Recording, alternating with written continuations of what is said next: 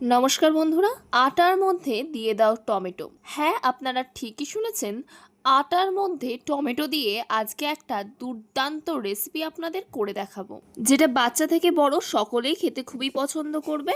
তো চলুন আর কথা না বাড়িয়ে ভিডিওটা শুরু করা যাক। এখানে আমি একটা প্রেসার কুকার নিয়ে নিয়েছি।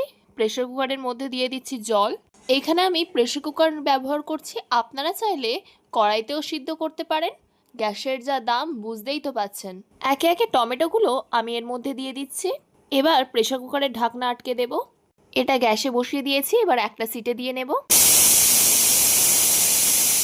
প্রেসার কুকারের ঢাকনাটা খুলে আমি আপনাদের দেখাচ্ছি, দেখুন কতটা সুন্দর সিদ্ধ হয়েছে। একে একে প্রেসার কুকারের মধ্যে থেকে টমেটোগুলোকে আমি তুলে নেব এই বাটির মধ্যে। এই টমেটো দিয়ে এই রেসিপিটা একবার বাচ্চাদের বানিয়ে খাওয়ালে তারা তো এর পুরো ফ্যান হয়ে যাবে, প্রতিদিনই চাইবে এইটাই খেতে। টমেটোটা খুবই সুন্দর সিদ্ধ হয়, খোসাগুলো দেখুন এর গা থেকে কেমন সুন্দর উঠে আসছে। সব টমেটোর খোসা আমি এইভাবেই ছাড়িয়ে নেব। দেখুন টমেটোর খোসা কিন্তু আমি ছাড়িয়ে নিয়েছি। টমেটো কিন্তু ঠান্ডা করে তারপরেই অবশ্যই মিক্সচারের জারের মধ্যে দিতে হবে। একে একে সব টমেটোগুলোকেই আমি মিক্সচার জারের মধ্যে দিয়ে দিচ্ছি। এবার এটাকে ব্লেন্ড করে নেব। আমার ব্লেন্ড করা হয়ে গেছে। এমনই মিহি করে ব্লেন্ড করতে হবে, ঠিক আমার মতনই।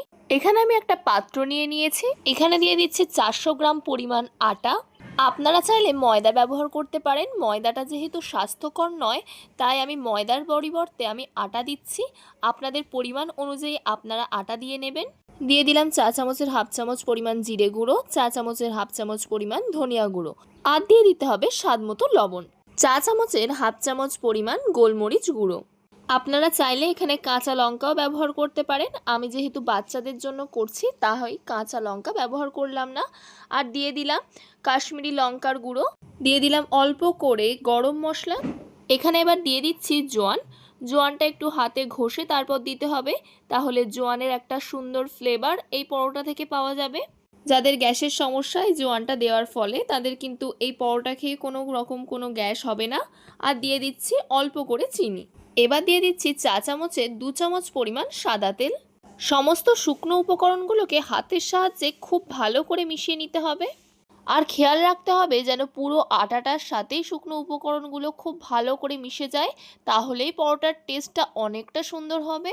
আপনাদের হাতে কম সময় থাকলে কি বানাবেন যদি বুঝতে না পান, এটা কিন্তু একবার বানিয়ে দেখতে পারেন, খেতে কিন্তু অসাধারণ হয়।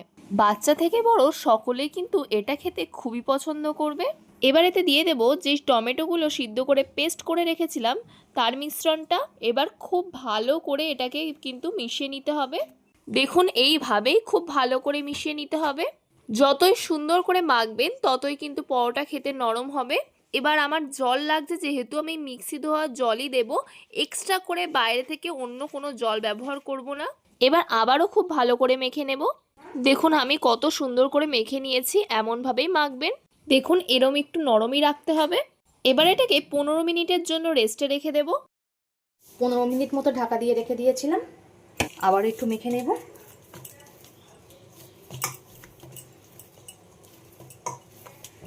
আবারও আমি খুব ভালো করে মেখে নিয়েছি।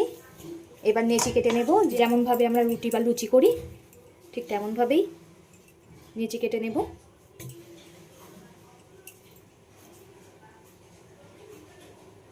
আমি ঠিক এমন মাপের নেচি কাটছি, আপনারা চাইলে ছোট বড় মাপ করে নিতে পারেন।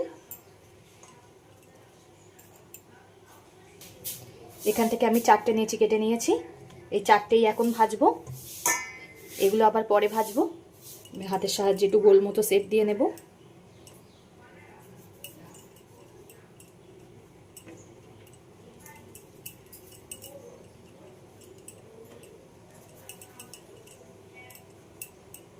এখানে আমি একটা চাকি বেলুন নিয়ে নিয়েছি। এতে দিয়ে দেব অল্প করে আটা।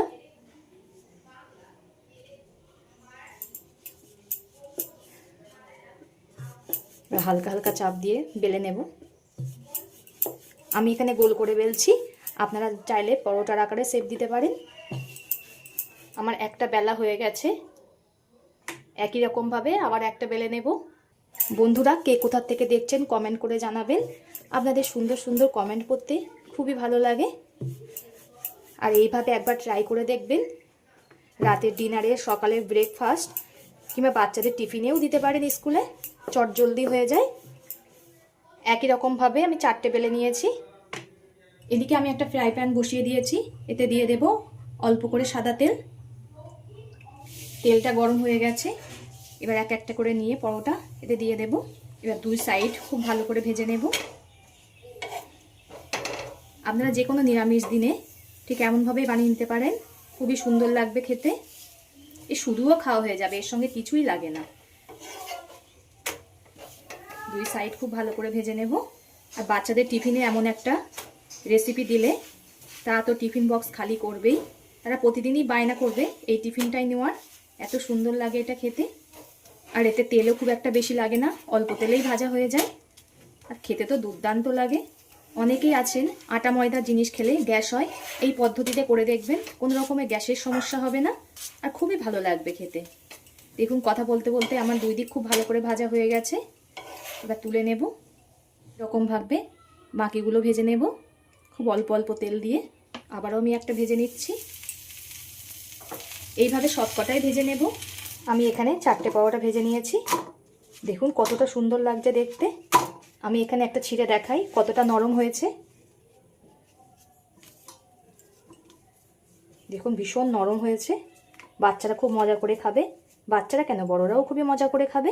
এইভাবে একবার হলেও ট্রাই করে কমেন্টে জানাবেন কেমন হয়েছে। তো এতক্ষণ ধরে ভিডিওটা ধৈর্য ধরে দেখার জন্যে অসংখ্য ধন্যবাদ। সবাই সুস্থ থাকবেন, ভালো থাকবেন। পরবর্তী একটা নতুন ভিডিওতে আপনাদের সঙ্গে আবার দেখা হচ্ছে।